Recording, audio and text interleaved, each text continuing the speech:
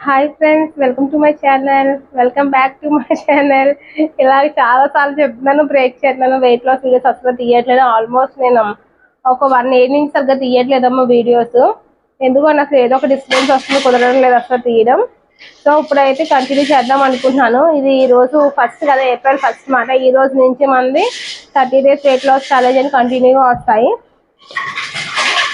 ఏదో disturbance break అయితే అవుతుంది. ఈసారి అయితే బ్రేక్ చేయకుండా చేద్దాం అనుకుంటున్నాను. చూద్దాం ఇప్పుడు వెయిట్ ఎంత ఉన్నాను ఏంటి అని.